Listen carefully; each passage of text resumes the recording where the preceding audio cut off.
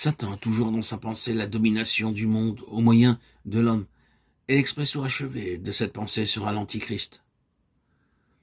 Considérons plusieurs des choses qui sont déclarées au sujet de l'Antichrist. Mes petits enfants, c'est ici la dernière heure. Vous avez entendu dire que l'Antichrist doit venir, et dès maintenant, il y a plusieurs Antichrists.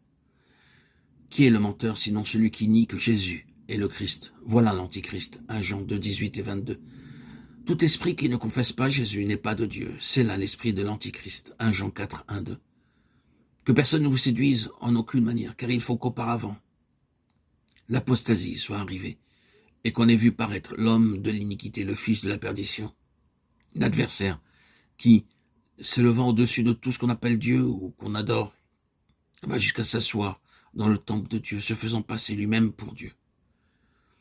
Cet impie apparaîtra avec la puissance de Satan, opérant toutes sortes de miracles, de signes et de prodiges menteurs. 1 Thessaloniciens 2, 3, 4 et 9. Dans ces passages, nous apprenons 4 choses. L'Antichrist est premièrement un esprit. L'Antichrist est l'expression d'un principe. L'Antichrist est un caractère d'homme. L'Antichrist a en vue un royaume ou la domination du monde. Le premier point relie directement l'Antichrist avec les forces mauvaises. Il n'est pas de Dieu. Le second point signifie que la gloire de l'homme est toujours le facteur dominant. Le troisième point signifie que cet esprit et ce principe opèrent par le moyen d'un moi dominateur et d'une force intense de l'âme.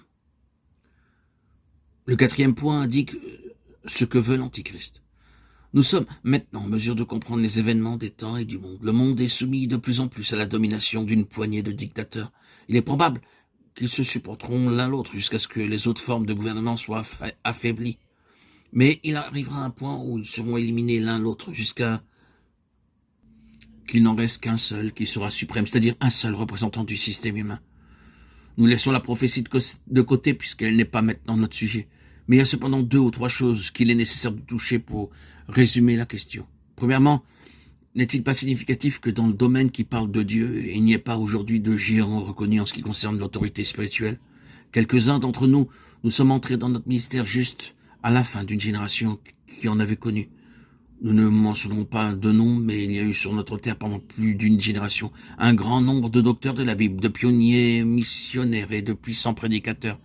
Il y en a eu une brillante lignée et leur œuvre subsiste encore aujourd'hui.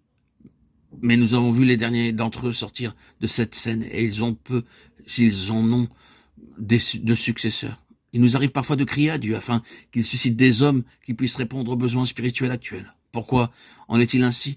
Ne serait-ce pas que, en ce moment où Satan introduit si manifestement son Antichrist dans cette ligne de la puissance et de la gloire de l'homme, Dieu, dans son dessein, tienne l'homme caché, en général dans la faiblesse, parce qu'il va faire apparaître son homme avec sa gloire céleste. La dictature ne serait-elle pas un des signes les plus puissants des temps?